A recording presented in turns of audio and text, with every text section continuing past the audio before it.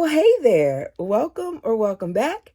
Tisha here, back for another chapter reading of Shattered Dreams Restored. We are in chapter 16 entitled Reunion. Hit that thumbs up button as it helps me and this channel.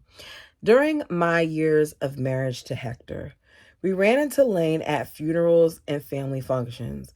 So my assumption is Lane never had to serve any real time because after what he's done to the daughters in his family, to the sons of his family, how is it that you're running into him? He should be in jail. I don't understand that. We followed the injunction to love all men. Oh no. There's a saying in Spanish that says, love them, but don't get close to them. Due to the fact that I developed such a close relationship with all Lane's children, I always made it a point to reach out, validate, and love on them, knowing Lane's problems were his alone. In our 24th year of marriage, Hector and I moved back to Chihuahua, Mexico, on the outskirts of colonial LeBaron. I wanted to bond with my expanding posterity. My 12th child, Seth, remodeled a 2-bedroom house for us to live in on his pecan farm. I had to think twice about returning to the LeBaron town. Many of my former friends and relatives were less than civil because I published Shattered Dreams and Cult Insanity. Some leaders forbade their family members to read my books since I'd made it known polygamy doesn't work.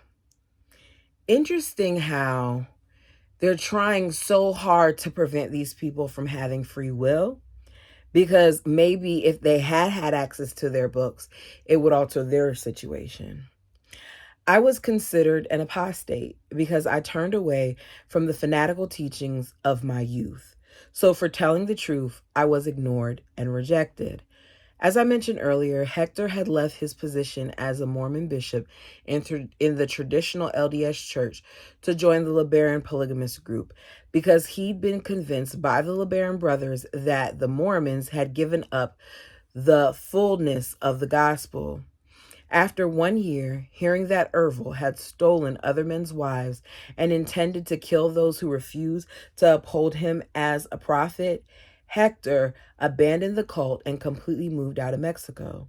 So both he and I were considered apostates. I'm very grateful to Hector for helping me unravel all the twisted ideas and doctrines that had gripped my soul for years. Because of the caliber of man he was and the pitfalls he had endured, I totally trusted his reasoning. Through his patience and love, he led me out of the controlling doctrines that held me captive for decades. He was truly my defender who gave me strength to be all I am today. I felt comforted knowing there were 2 Christian churches in the colony to meet our spiritual needs. Many of my grandkids attended faithfully, and I rejoiced that so many of them had found Christ. Polygamy was not only dying out in the colony, but with my children as well. At one time, 6 of my children were tangled in polygamy. Wow, that's a lot. But today, only 2 continue to practice this lifestyle. One of my sons had 3 of his wives who were deeply delusioned leave him shortly after reading Shattered Dreams. Wow. Wow. Her son's wives read it, and because of what she said, they left. Wow. So Hector and I made the decision to return for the sole purpose of loving on my 100+ grandkids.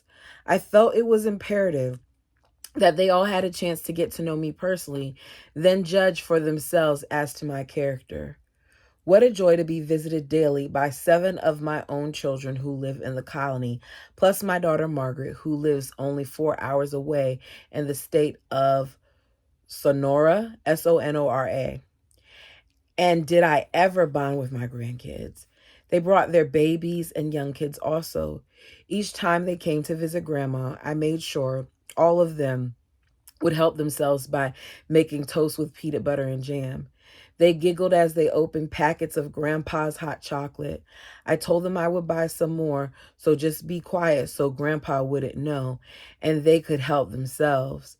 These items were special treats eaten rarely because of their unavailability. Once a month, we drove to El Paso to buy food that was scarce and overpriced in our small town. We restocked our pantry until we could afford to make the 4-hour trip again and bring our supplies back into Mexico. We never lacked we never lacked kids to love on. 6 or so came every day to use my computer and get on Facebook. Several of the older kids came to watch the news on TV. Hector and I told them our life stories while sharing our smiles and laughter. He was the only grandpa they'd ever known. For 60 years, Hector had given away assorted candies, earning him the nickname Candyman.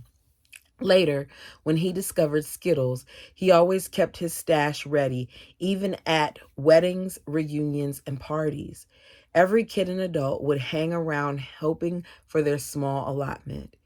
Even 60 and 70-year-old acquaintances gave him a broad smile and a hefty handshake, reminding him that when they were kids, he never failed to surprise them with candies. They got a kick out of it. They too still loved calling him the Candy Man. In August 2012, Hector developed a relentless cough. Day and night, he took Hall's cough drops to calm his nagging spells. He'd never been sick a day in his life and figured in a day or two he'd recuperate from what he thought was the flu. 2 weeks into the ongoing discomfort, I finally convinced him to see a doctor. Oh boy. He faithfully took the cough medicines and antibiotics, which were prescribed for what they thought was bronchitis. A month later, after no significant improvement, he woke me up at 3 a.m. My chest hurt so badly, I feel like it may be my heart. Could you take me to see your heart doctor today? I helped Hector shower and dress himself to go into town. He was weak and unable to keep his balance. We were both surprised when he got out of bed and saw he couldn't walk by himself. So I held him up and gently guided him out to our red Ram pickup. I felt uneasy during the 45-minute drive. It was too early to call Dr. Chavez's office. I hoped by the time of our arrival, he'd be there and take Hector right in, especially when he saw how sick he was. Once inside the doctor's office, I helped make Hector comfortable on the first available chair. He was out of breath from the exertion of trying to make it down the corridor into the office. The receptionist motioned for me to come to her window, explaining that the first patient was almost ready to come out and we would be next. She noticed that Hector wasn't able to walk without assistance, so she brought out a wheelchair into the waiting room and helped me transfer him into it. When it was time for our consultation, I wheeled Hector into the doctor's office. For 10 months, every time I had an appointment with Dr. Chavez, Hector had faithfully accompanied me. My doctor was very impressed with him. I know he took notice of Hector on each reoccurring visit because not only was he dressed impeccably, but he always acknowledged the doctor with a firm handshake and a warm smile. The doctor had expressed his surprise that Hector was pushing 89 and his health surpassed mine. 89 years old. And here he is having some difficulties that lasted for over a month. I got a bad feeling, y'all. After the doctor gave us each a warm greeting, Hector gave the doctor a plastic bag with 6 different medicines he'd been taking for his bronchitis. Almost immediately, Hector began one of his coughing spells. I told the doctor how Hector experienced spasms, coughing so hard he was unable to breathe. The doctor tried to assist Hector as he gasped for breath and turned blue. After Hector regained his breath, the doctor wheeled him out the side door of his office into a long hall, motioning for the nurse to follow. After giving instructions to the X-ray technician, Hector was wheeled in as the young nurse helped him remove his shirt. It's something wrong with his lungs, y'all. I'm trying to think what it could be, but it's something wrong with his lungs. The doctor and I waited in the hall. Then he spoke. You can just quit administering the pills and antibiotic he's been taking. It is not bronchitis. I know that for sure. Shortly, the technician brought the developed x-rays out, placing them on the wall under a light so the doctor could scrutinize the pictures of his lungs. I had no medical training, but I could see something was amiss. Is that liquid in his lungs? The doctor looked at me gravely. No. So is that darkness in his lungs? Is that just inflammation? No. He took a long pause. I'm sorry. I knew it was going to be this. But his lungs are filled with cancer. Oh, my goodness. How many years did this man smoke?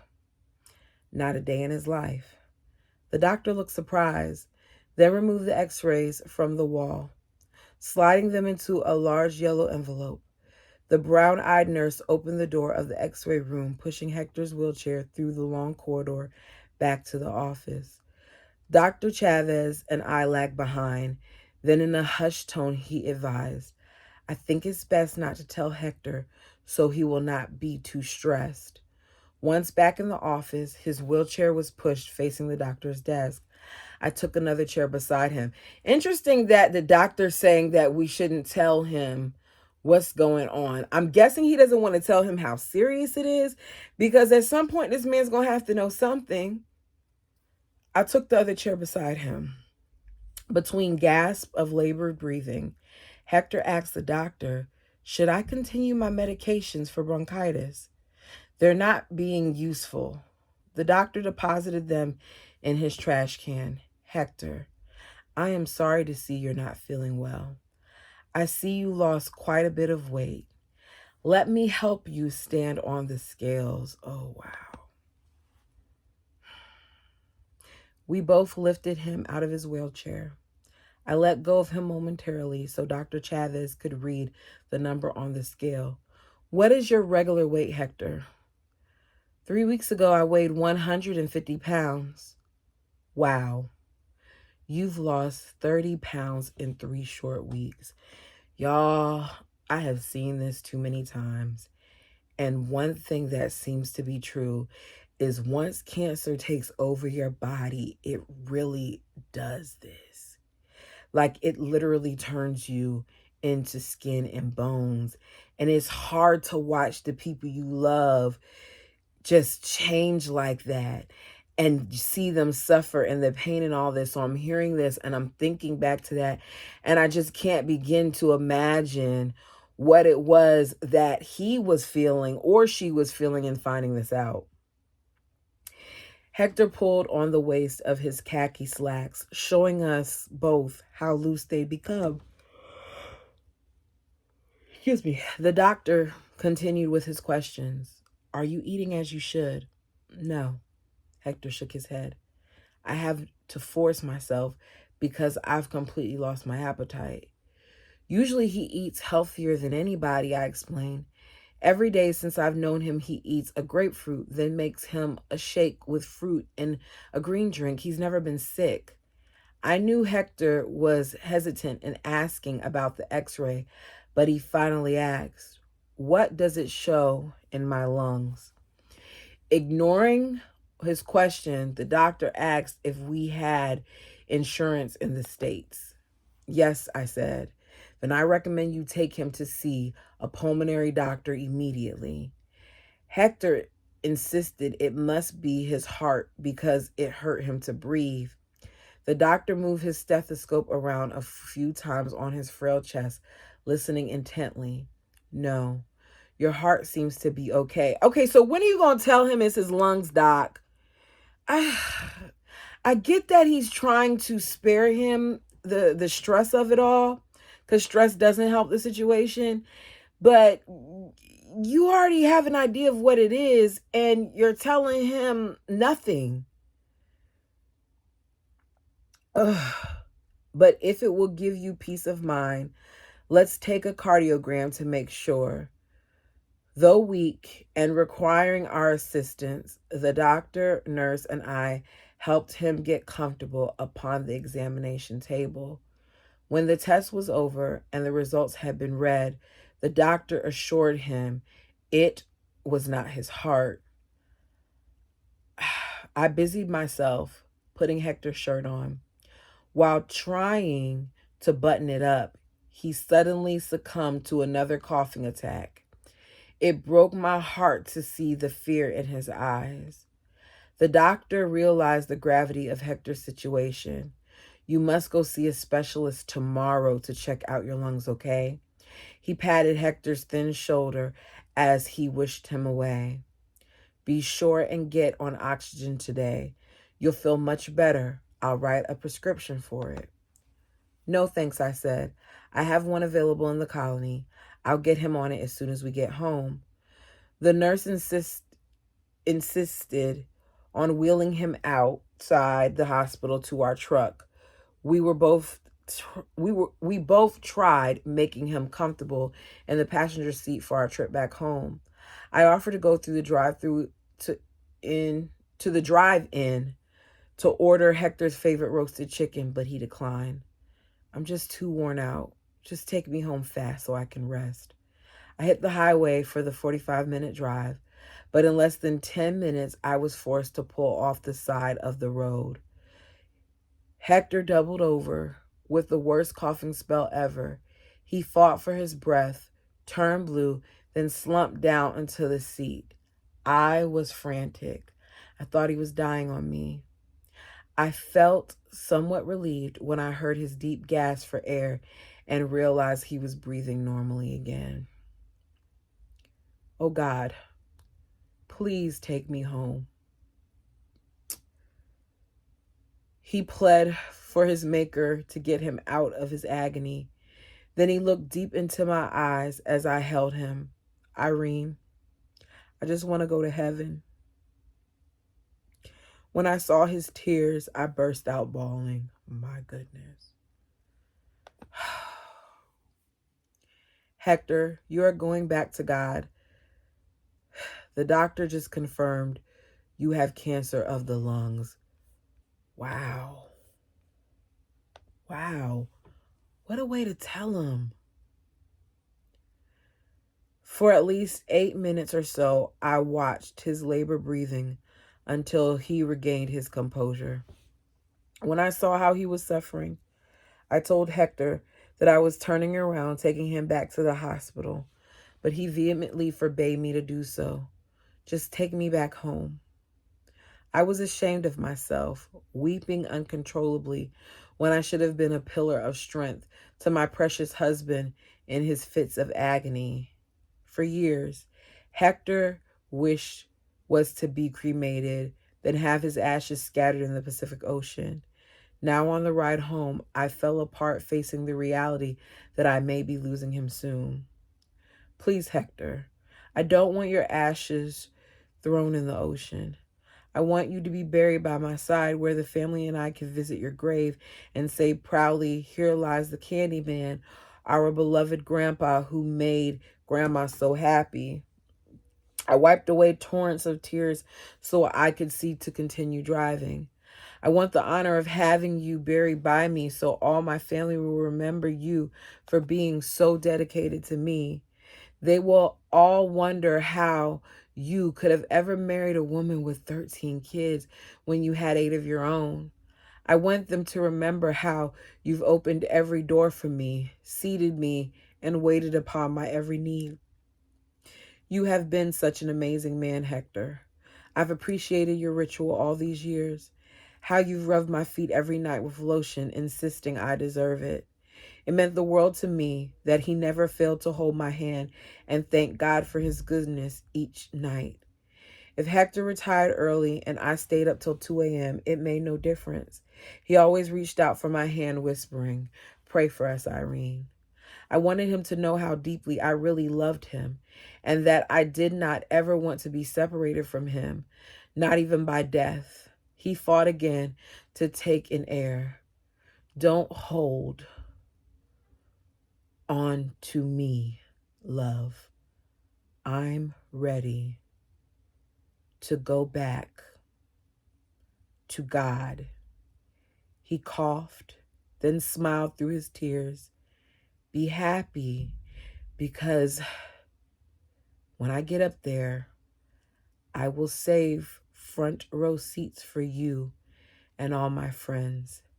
I felt I was getting nowhere in dissuading him from cremation, so I dropped it. My son Seth was in the front yard of my house when we arrived home. He opened the truck door, carefully lifting Hector out. I held the screen door open as the two entered the house. He laid Hector on my sofa in the living room. I retrieved a few pillows from the bedroom. Then I placed them under his head and shoulders, making him comfortable.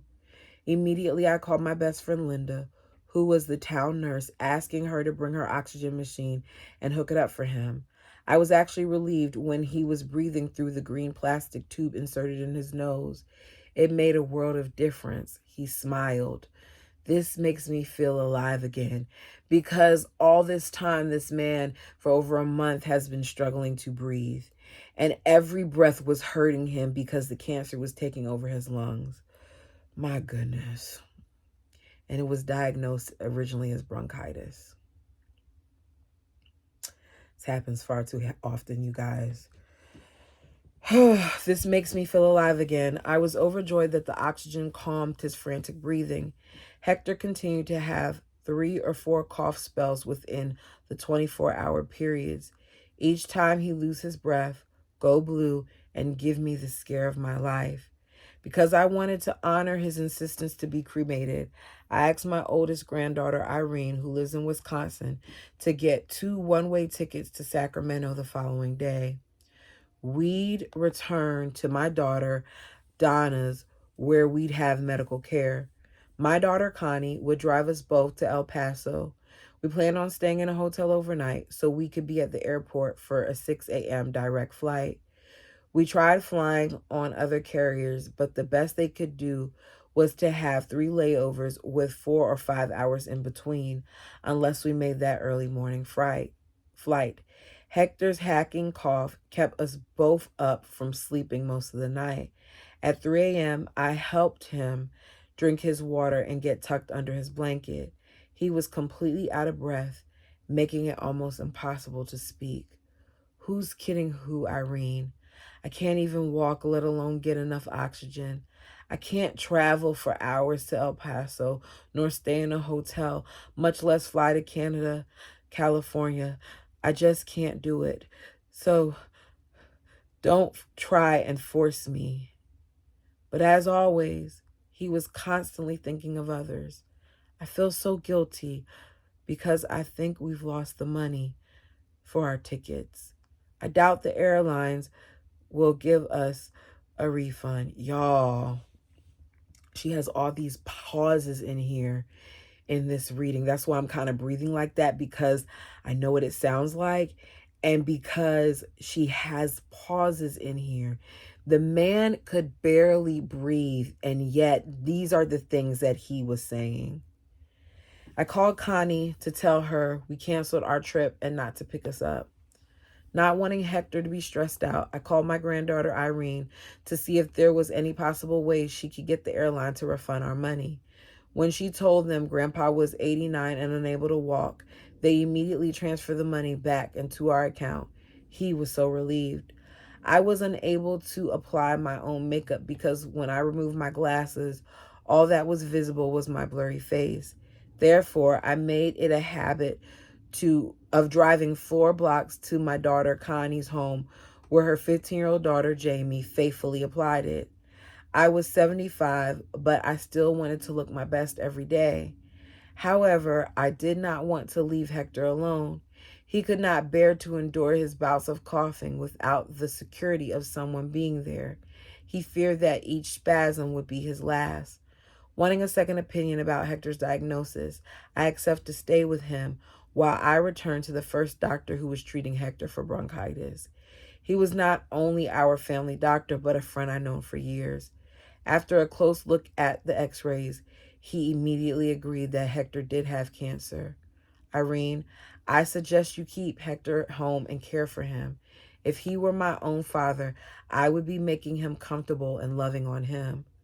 But what would happen if I took him to the States? Do you think he would get better treatment?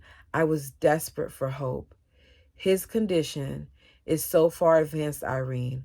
All they do is hook him up on life support until the end. But if you decide to keep him here in Mexico, I will personally attend to him at your home. When he gets to the point where he needs painkillers, I will administer them. It's interesting that he misdiagnosed him the first time. I get it that he didn't have the equipment and things of that nature. Maybe, I don't know. But now she's going to trust him with this. Also, I'll get you a larger tank of oxygen, and you'll need a backup in case the electricity goes out. It's been a couple of times this week. I don't want the machine he's using to ever shut off. With that prognosis, I resolved to be his sole caregiver. I wanted to dote on and spoil him to the very end. For 24 years, he freed me from any responsibilities for him. Now, I felt honored that I was fortunate enough to attend to his every need. Desiring to do a first-rate job, I knew I had to get healthier. Oh, goodness. I had type 2 diabetes, high blood pressure, incontinence, obesity, asthma, and swollen legs, not to mention high cholesterol, heart arrhythmia, and chronic fatigue. I'd sleep all night with my CPAP machine to keep breathing with sleep apnea. Without it, I felt I was suffocating. I wore the mask over my nose and mouth even during the day when I lied down to rest. Hector gave me my insulin shots. I'd go to Casas to have my blood work done and see Dr. Chavez so he could control my blood with the thinner called Coumadin, Coumadin, Coumadin. I don't know how to say that. My most stressful problem was my constant shallow breathing. If I exerted myself even slightly, I would be out of breath and be forced to sit down and rest. Connie had 13 steps that led up to her bedroom in her 2-story house. It was painful for me to ascend one step at a time. What in the world? When I reached the top, I was completely out of breath. Just walking outside, getting into the truck left me weak. I'd sit for several minutes before I felt renewed and capable enough to drive away.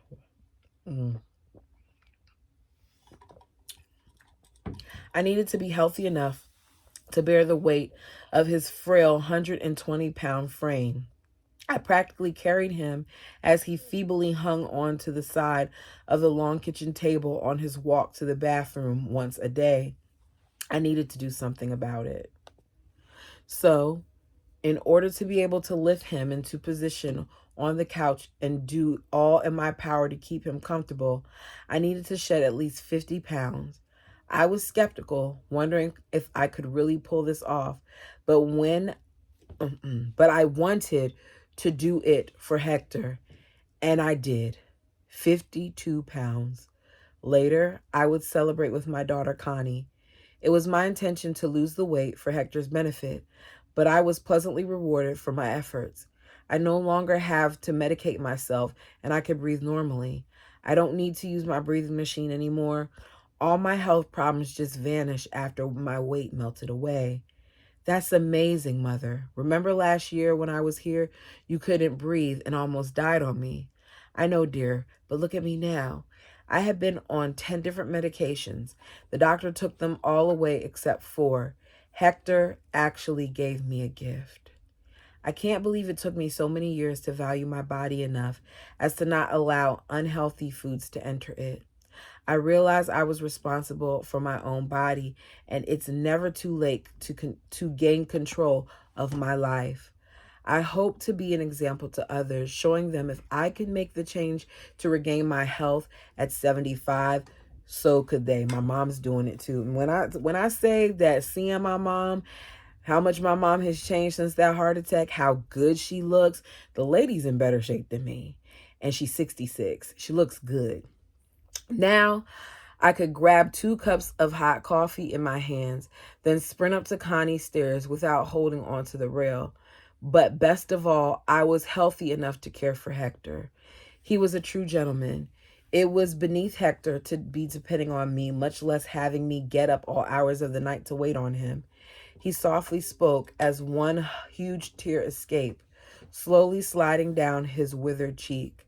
I am so sorry you have to make this sacrifice, Irene. I reached out, caressing his face with my left hand as I quickly reached with the other, lovingly taking his bony fingers into mine. Don't you ever think it's a sacrifice. I do all of this out of sheer joy just for you. Remember, love, someday someone will have to look after me. Anyway, do you think I want some cute nurse flirting with you? He tightened my hand in his. That's my Irene. All right. Oh boy. We slipped into December, keeping our daily routine. Hector never complained, but we could all see he was continually going downhill. Several times a day, while I was doing housework or folding laundry, I'd hear him whisper, God, please take me home. I can't take this another minute. I knew he was talking to God, but sometimes I'd cut in asking him if he were calling me. No, I'm just talking to myself. My 13-year-old grandson, Thomas, was very disturbed by the news that his one and only grandpa was dying. At the end of a brief visit, he got the courage to ask Grandpa a question that had been on his mind. Are you afraid to die? Oh no, Thomas. When I pass on, I'm going exploring, and I will get to see God.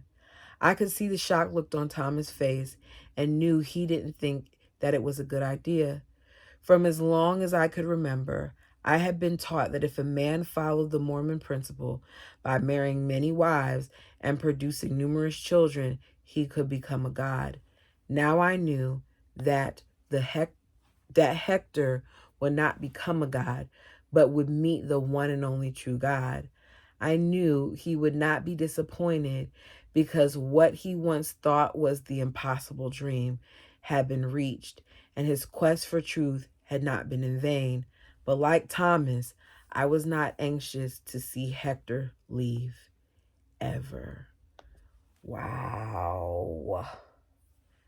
Wow, wow, wow. You guys, this is, I'm trying to see.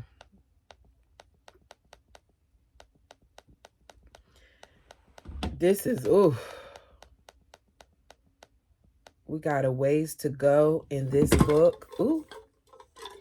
I'm going to stop here because I got some stuff to do. You all let me know what you thought of this chapter. I don't know. It's sad. But she got over 20-something years with him. He's still alive as far as we are in this book. He's currently still alive. So reading this and hearing this man as he is, losing life, as life is being taken from his body, I'm picturing it. And it's so sad. It's so sad. But the beautiful thing is that despite, all of this, he's not alone. He has this woman who's there by his side, and they're surrounded by family and friends so that he's not leaving this world by himself. I think that's, a beautiful thing. Let me know what you guys thought of this chapter. This is a heavy one to leave it on. I hope you guys, despite this depressing of a chapter, have a happy and safe holiday. I'm going to push through, and I'm claiming already that it's going to be great for all of us. Until next time.